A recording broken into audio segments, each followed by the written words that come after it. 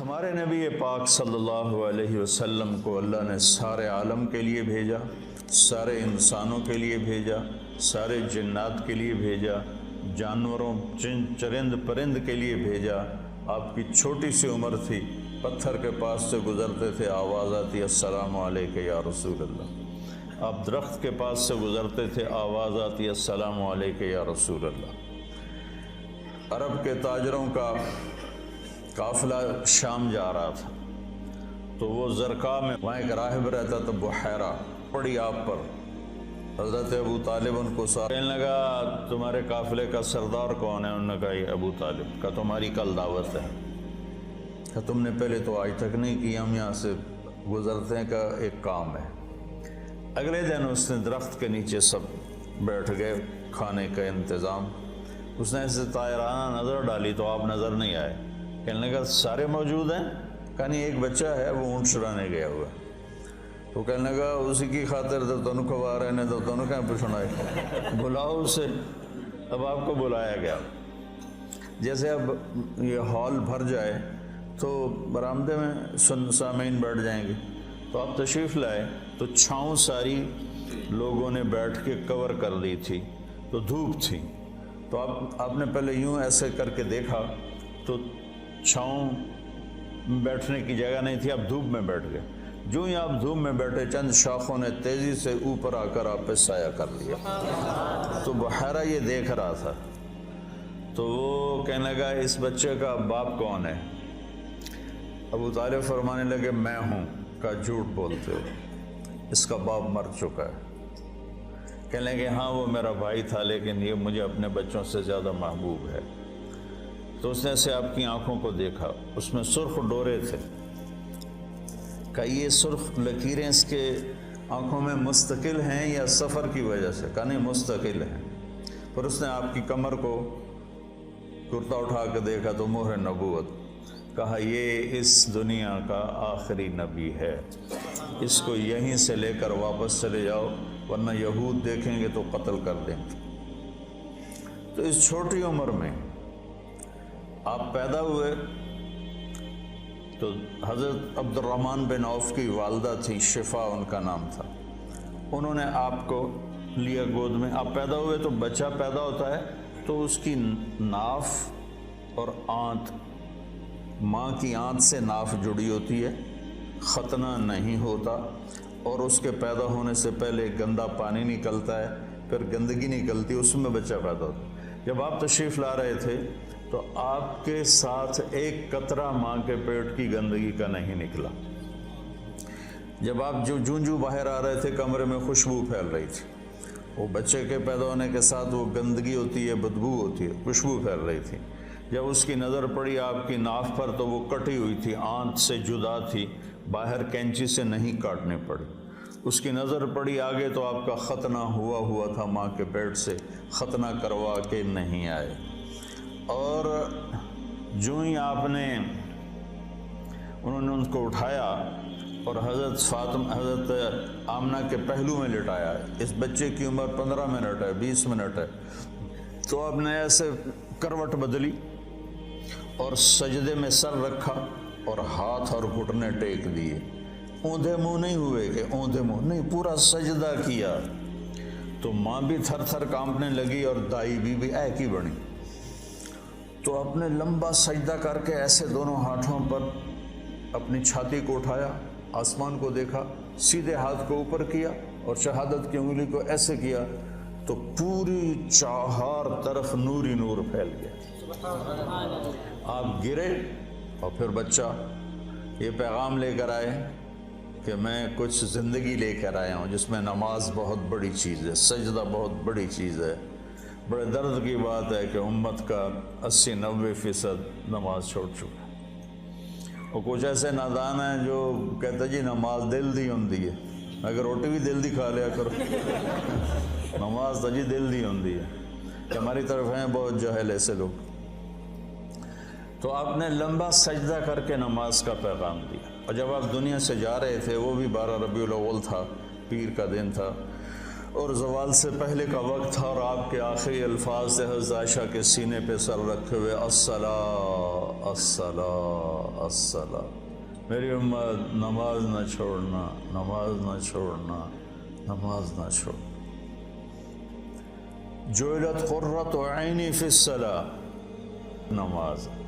قرۃ عینی جو محاورہ ہے یہ عرب کا ہے، عرب سے لیا گیا ہے۔ عرب جب سفر کرتے تھے، اونٹ کی تو ڈبل ہوتی ہیں پلکیں، تو وہ ایسے پلکوں میں پلکیں گھسا لیتا ہے، ریت کا ذرہ اندر نہیں جاتا، لیکن جس نے اونٹ کو چلانا ہے اس کو تو کچھ نظر آنا چاہیے، تو وہ اوپر کپڑا تو ڈالتا ہے، دیکھتا بھی ہے، آنکھیں میں مرچیں پڑتی ہیں، اسے اچانک ایک درخت نظر آتا ہے، ایک غار نظر آتی ہے، ایک چٹان نظر آتی ہے، وہ اونٹنی کو جلدی سے موڑتا ہے، اس درخت کے نیچے یا اس چٹان کے نیچے جو غار میں بھاگ کے بیٹھتا ہے، سب سے پہلے اپنی وہ مشکیزہ نکالتا ہے، اس سے پانی سے اپنی آنکھوں میں چھینٹے مارتا ہے، جس سے ریت دھل جاتی ہے تو آنکھوں میں ٹھنڈک آتی، کہتا ہے الآن قرۃ عینی، شکر ہے اب میری آنکھیں ٹھنڈی ہیں۔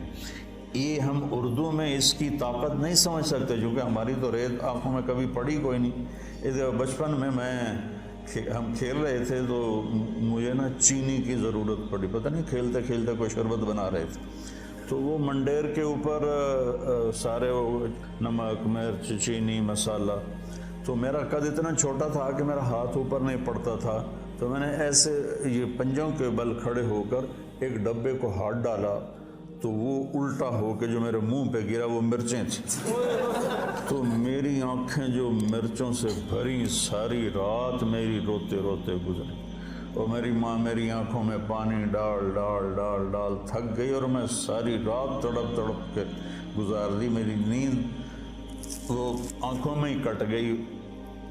اس کو کہتے ہیں آنکھیں ٹھنڈی۔ تو اللہ کے نبی نے کہا جعلت قرۃ عینی فی الصلاۃ ارحنا بہا یا بلال۔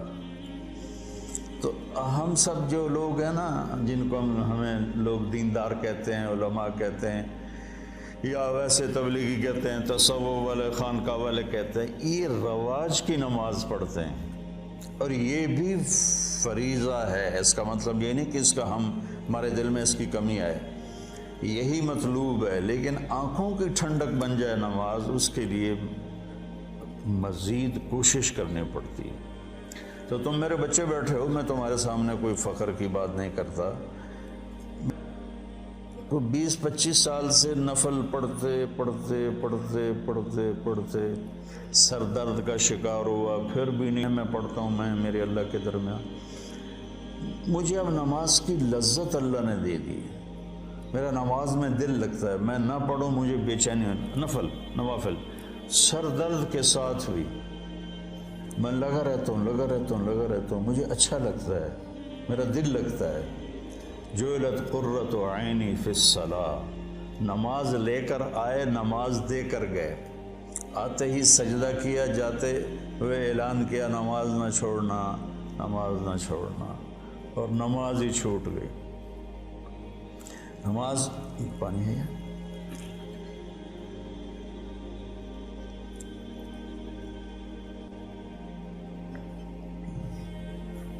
ماں نے اٹھا کے گود میں لیا تو ایک بادل آیا جس نے ڈھانپ لیا، اور بچہ نظر نہیں آ رہا، تو بادل کے اندر سے آواز آ رہی ہے طوفوا بہ مشارق الارض ومغاربہا لیعرفوا باسمہ ونعتہ وصورتہ، اس بچے کو مشرق مغرب پھرا دو تاکہ کل کائنات جان لے کہ یہی ہے اس کائنات کا رہبر، رہنما، ہادی۔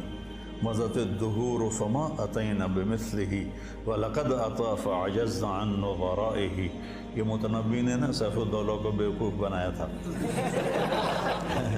اس کی یہ متنبی یا لائم کف الملام عن الذی اغناہ طول سقامہ وسقائہ، عضل العواز لحول قلب الطائہ وهو الأحبة منه في سودائه، القلب أعلم يا عضول بدائه وأحق منك بجفنه وبمائه، فومن أحب لأعصينك في الهوى قسما به وبحسنه وبهائه مضت الدهور فما أتينا بمثله ولقد أتى فعجزنا عن نظرائه. یہ میں نے متنبی کا پڑھ دی کوئی 40 سال پہلے. یہ اس کا پہلا قصیدہ میں آپ کو سنا رہا ہوں. تو اس میں ایک شعر تھا کہ زمانہ کروٹیں بدلتے بدلتے بدلتے تھک گیا اور سیف الدولہ جیسا کوئی نہ آ سکا. میں یہاں فٹ کروں گا محمد مصطفیٰ جیسا کوئی نہ آ سکا. پھر جب وہ آئے تو زمانہ پھر عاجز آ گیا کہ اس جیسے کو دوبارہ پیدا کر سکے. تو اس نے تو سیف الدولہ سے پیسے لینے تھے. تو یہ شعر کائنات میں صرف میرے نبی پہ فٹ آتا ہے. مضت الدہور فما اتینا بمثلہ وَلَقَدْ أَتَى فَعَجَزْنَا عَنْ نُظَرَائِهِ. جب وہ آئے تو پھر کائنات عاجز ہو گئی. عجز النساء ان یلدن مثل محمد بن عبد اللہ بن عبد المطلب بن ہاشم بن عبد مناف بن قصی بن کلاب بن مرہ بن کعب بن لبی بن غالب بن فہر بن مالک بن نضر بن کنانہ بن خزیمہ بن مدرکہ بن الیاس بن مدر بن نزار بن معد بن عدنان بن عود بن حمیسہ بن سلامان بن عوس بن بوز بن کموال بن ابی بن عوام بن ناشد بن حزا بن بلداس بن یدلاف بن طابق بن جاحم بن ناحش بن ماخی بن عیفی بن عبقر بن الدعا بن حمدان بن سنبر بن یثربی بن یحزن بن یلحن بن عروہ بن عیدی بن ذیشان بن عیسر بن اقناد بن ایہام بن مقصر بن ناحث بن زارح بن سمی بن مزی بن عوض بن عرام بن قیدار بن اسماعیل بن ابراہیم بن آذر بن ناحور بن سروج بن رعو بن فائج بن عابر بن ارفقشاد بن سام بن نوح بن لامک بن متوشالہ بن ادریس بن یرد بن ملحل ایل بن قینان بن آنوش بن شیس و بن آدم علیہ السلام.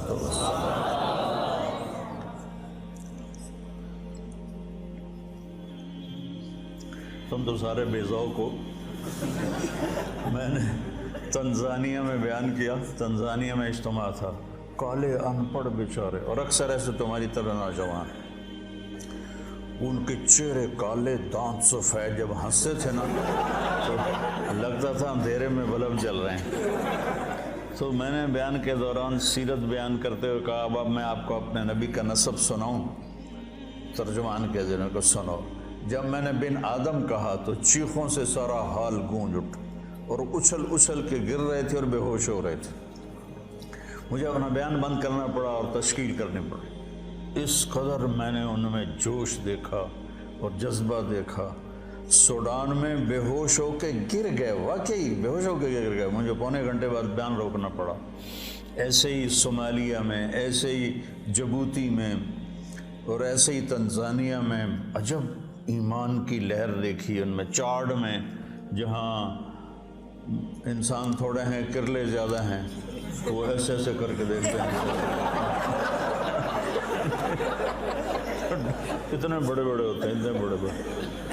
تو لیکن ایمان کا جذبہ ان کے اندر عجب. صومالیہ میں کوئی بے نمازی ہے ہی نہیں. صومالیہ کوئی بے نمازی, سب نماز. صبح بچے اسکول جا رہے ہوتے ہیں, ہاتھوں میں قرآن ہوتا ہے, قرآن پڑھتے جا رہے ہیں. ہمارے بچے موبائل سے کھیلتے جا رہے ہوتے ہیں, وہ قرآن پڑھتے جاتے ہیں, قرآن پڑھتے آتے ہیں. تو اللہ تعالیٰ نے آپ جیسا کوئی پیدا ہی نہیں کیا. تو ہمارے نبی پاک کیا پیغام لے کر آئے, یہ اصل بتانے کی چیز. آپ نے ہمیں ایک زندگی دی. سب سے پہلے ہمیں آپ نے اپنے اللہ کا تعارف کروایا کہ میرا بنانے والا کون. اگر یہ مجھے نہیں پتا تو مجھ سے بڑا جاہل تو دنیا میں کوئی نہیں. سارے مذاہب نے اللہ کے تصور کو خراب کر دیا تھا. شرک میں چلے گئے تھے. کسی نے بیٹا بنا دیا, کسی نے باپ بنا دیا, کسی نے پتھروں کے سامنے سر جھکا دیے, کسی نے جانوروں کے آگے, کسی نے درختوں کے آگے, کسی نے سورج کے آگے. کا جب اندھیرا تھا.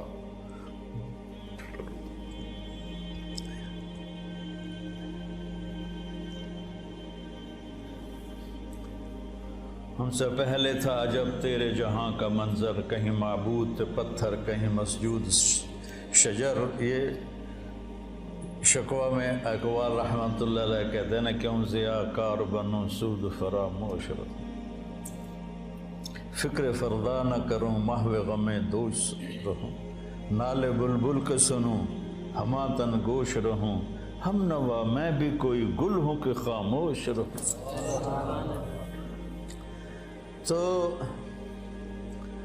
سب سے بڑا احسان لا الہ الا اللہ، قل هو اللہ احد۔ ایسی توحید پورے قرآن میں نہیں ہے۔ قل هو اللہ احد، ان سے کہہ دو بے مثل بے مثال ہے، فرد ہے، تنہا ہے، یکتا ہے، لیس کمثلہ شیء، نہ کوئی صفات میں اس جیسا ہے نہ کوئی ذات میں اس جیسا ہے۔